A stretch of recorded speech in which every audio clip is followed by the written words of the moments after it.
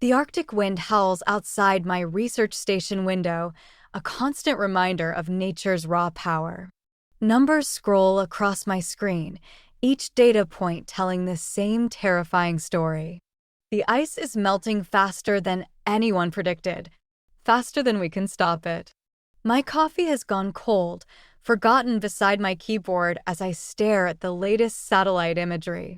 The Prudhoe Bay ice sheet is fracturing, breaking apart like my certainties, like my faith in humanity's ability to change.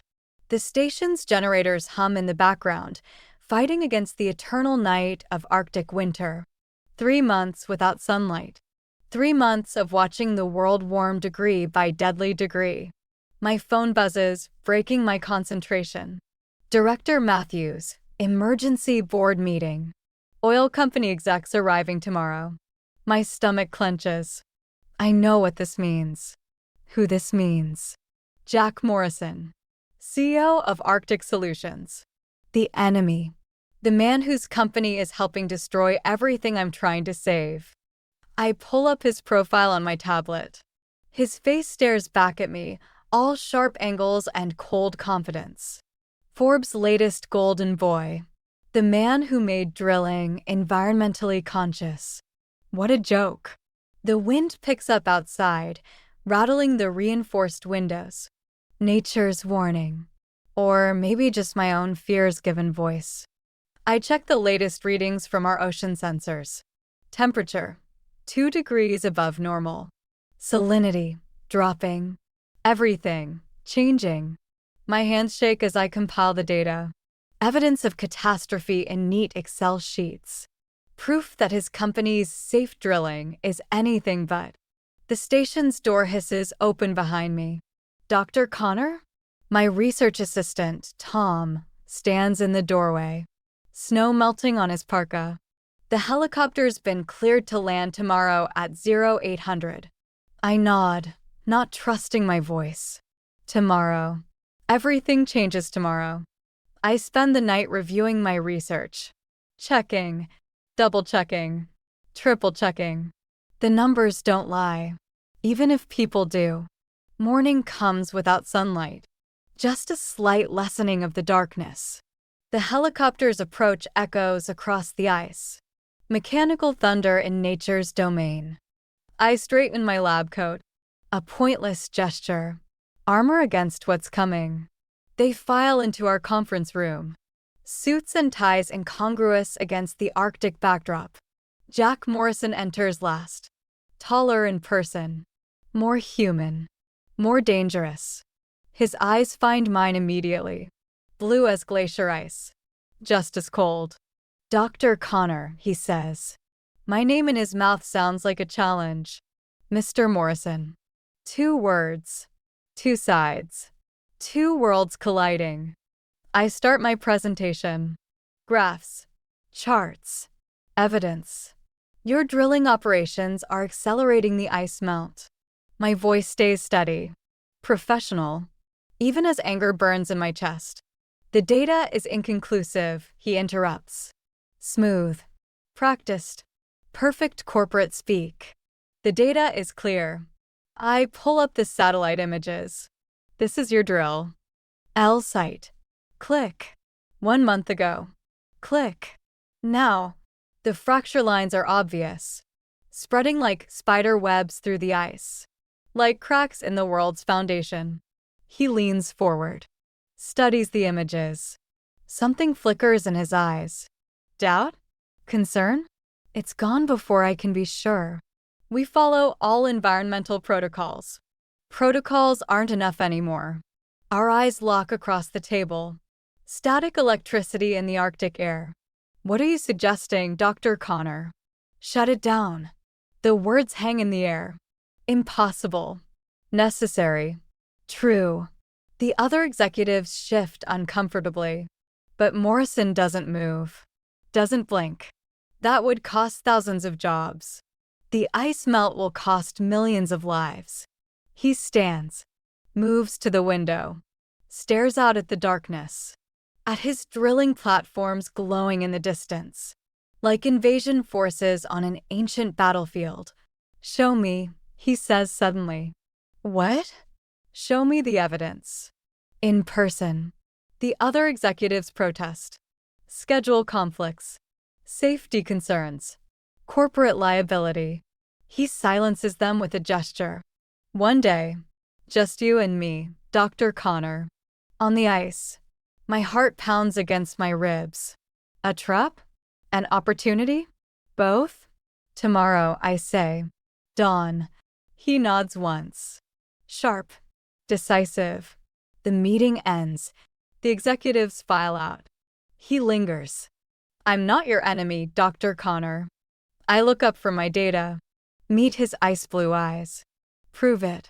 He almost smiles. Almost. Tomorrow. Then he's gone, leaving me alone with my data, my doubts, my racing heart. The wind howls louder outside. Warning or welcome? I don't know anymore. Tomorrow I'll take my enemy onto the ice. Tomorrow I'll show him the truth. Tomorrow everything changes. Again, the Arctic night presses against the windows. Dark, endless, full of possibilities. And dangers. Just like tomorrow. Just like him. Dawn comes as a mere suggestion of light on the horizon. The temperature reads -40.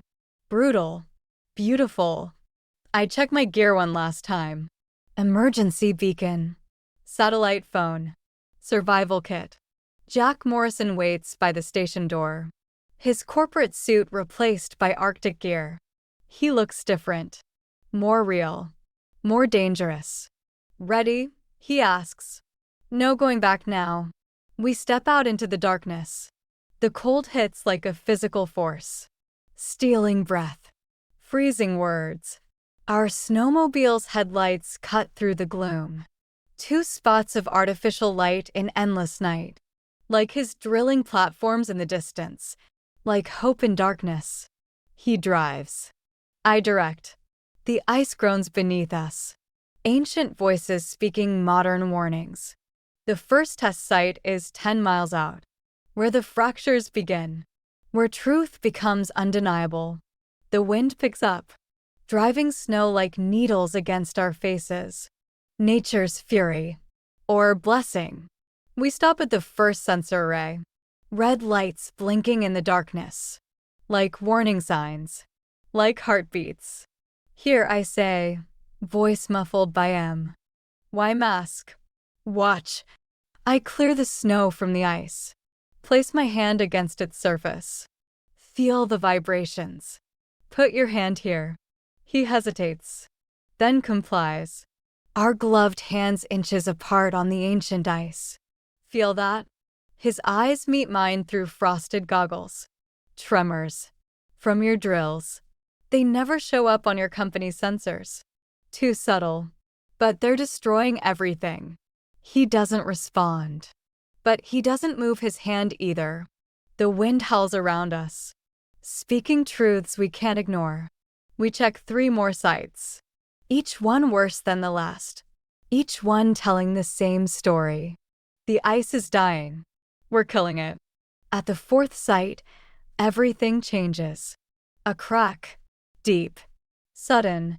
The ice shifts beneath our feet. Move. I shout. We run. The fracture chasing us. Growing. Hungry. The snowmobile is too far. The ice is breaking too fast. He grabs my arm. Pulls me left. Away from the spreading web of cracks. We stumble through the snow. Breathing hard. Hearts pounding. Until finally, the cracking stops. We stand on a small island of solid ice, surrounded by new fissures. Trapped, the wind dies, leaving us in sudden, terrible silence. Well, he says, this is inconvenient. A laugh bubbles up in my throat. Hysterical. Inconvenient. We could die out here. And you call it inconvenient? He turns to me. Snow coating his goggles. Would panic be more helpful? No, but his calm infuriates me. This is your fault. Your drills. Your greed. Your dash. My responsibility, he cuts me off. His voice sharp as the wind. I know. The words hang between us. Unexpected. Real. I pull out the satellite phone. Dead. The cold has killed the battery. Of course. He checks the emergency beacon.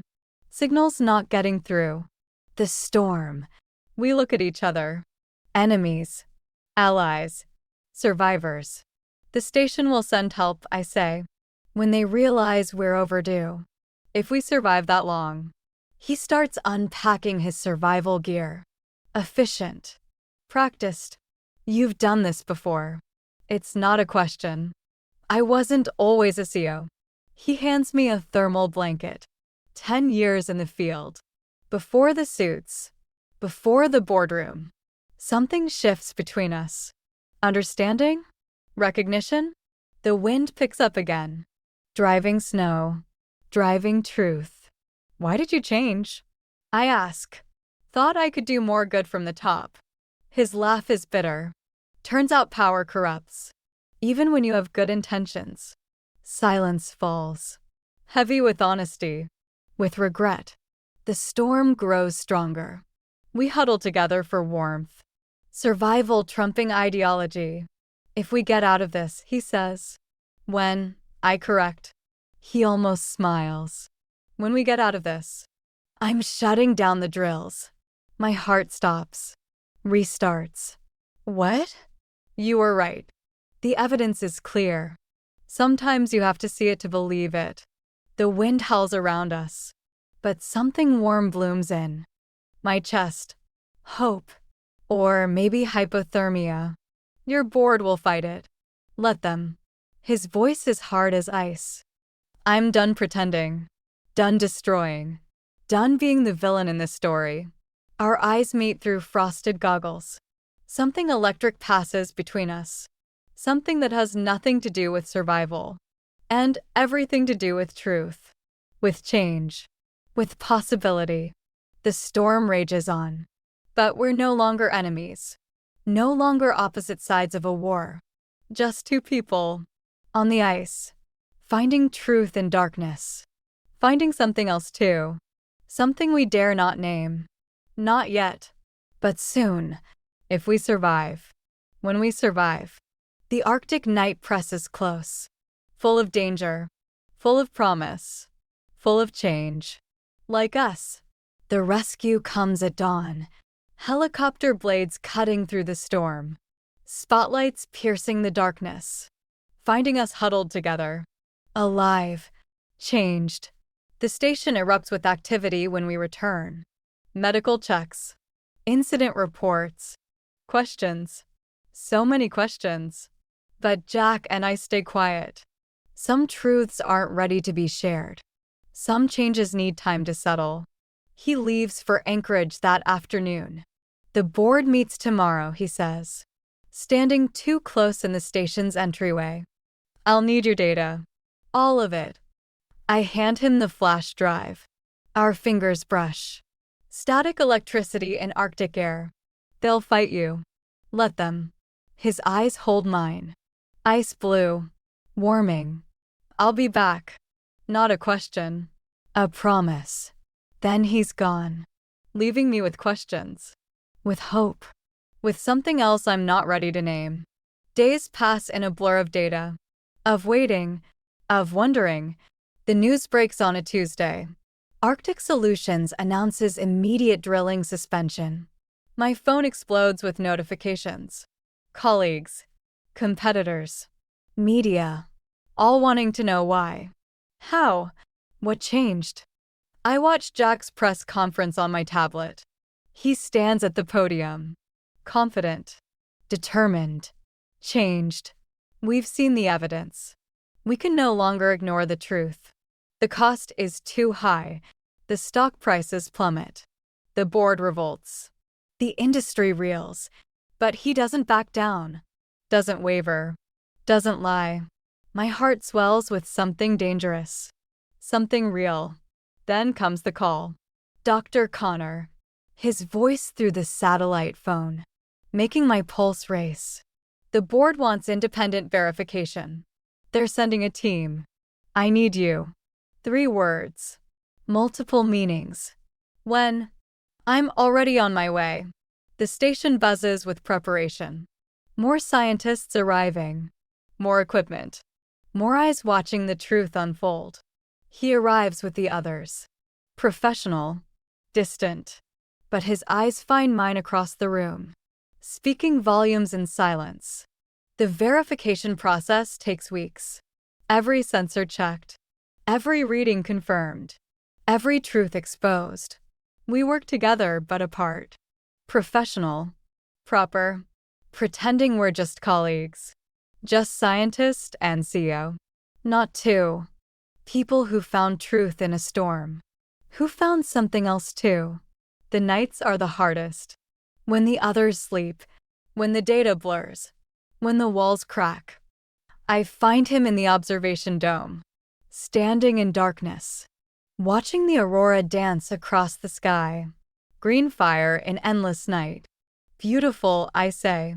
Standing beside him. Not touching. Not yet. Like truth, he replies. Once you see it, you can't look away. His hand finds mine in the darkness. Warm despite everything. Real despite everything. The board meeting is next week. His voice soft in the quiet. They'll either accept the findings or fire me. My fingers tighten around his. They're fools if they do. Yes. A pause. Heavy with possibility. Come with me. My heart stops. What? To New York. Present the findings yourself. Make them see what I see. The aurora paints his face in shifting light, making him look otherworldly, making him look real. They won't want to listen. Make them. His other hand cups my face, thumb tracing my cheekbone. You made me listen. You made me see. You made me change. The truth hangs between us, electric as the aurora, inevitable as the dawn. His lips find mine, or mine find his. It doesn't matter. Nothing matters. Except this. Except now. Except us. The kiss tastes like truth. Like change. Like future. When we break apart, the world is different. Clearer. Brighter. Despite the endless night outside. Yes, I whisper. To New York? To everything. He smiles. Real. True. Beautiful. The aurora dances above us. Nature's blessing. Or warning. Or both. But we're ready. For truth. For change. For whatever comes next. Together. New York hits me like a wall of heat. Of noise. Of life. So different from my Arctic silence. The corporate boardroom gleams with power. With money. With resistance to change. Jack stands at the head of the table. Perfect in his suit again. But different now. Real beneath the facade. I wait outside with my data. With my truth. With our future. The shouting starts immediately. Muffled by thick doors. But clear enough. Irresponsible. Stock prices plummeting. Shareholders demanding answers. Then Jack's voice. Calm. Clear. Bring her in. I enter with my head high. Meet their hostile stares. These men who value profit over planet. These men who must change. Or doom us all. The presentation lasts 2 hours. Every graph. Every image. Every truth. They try to argue. Try to deny. Try to maintain their comfortable lies. But the evidence is undeniable. The truth unavoidable. The choice clear. When I finish, silence reigns. Heavy. Pregnant. Powerful. The chairman speaks first. The costs of changing course dash are nothing, Jack interrupts, compared to the costs of continuing. He stands, moves to the window, looks out at the city below. We have a choice. Be the villains who destroyed the Arctic, or the heroes who helped save it. The room erupts again. Arguments, threats, negotiations. But in the end, in the truth. They have no choice. The vote is unanimous. Arctic Solutions will change course. We'll lead the change. We'll make history. The board files out, leaving us alone in victory, in truth, in possibility. We did it, I whisper. He turns from the window, smiles that real smile. No, you did it. His hands find mine. Warm now, always warm now. What happens next? I ask. Everything, he says, and kisses me. Right there in the boardroom, where money once ruled, where truth now reigns, where our future begins. Months pass in a blur of change, of progress, of hope. Arctic Solutions becomes a leader in renewable energy, in conservation, in truth. I split my time between New York and the Arctic, between his world and mine, between love and science, until they become the same thing. The drilling platforms are dismantled, piece by piece, truth by truth. Solar arrays rise in their place. Wind turbines spin. The ice begins to heal. Slowly, so slowly, but it heals. 1 year after the storm that changed everything. We stand in the observation dome again, watching the aurora dance. His arms around me, my heart full of truth, of love, of future. Marry me, he whispers. Not a question. A truth. Yes, I answer. Another truth. The aurora paints us in light, in color, in possibility. The Arctic night stretches endless around us. But we're not afraid of darkness anymore. We found our light in it, our truth in it, our love in it. And now we'll protect it. Together. Forever. The way it was meant to be. The way we were meant to be. Truth and love. Science and soul. Arctic ice and New York fire. Combined. Complete. Perfect. End.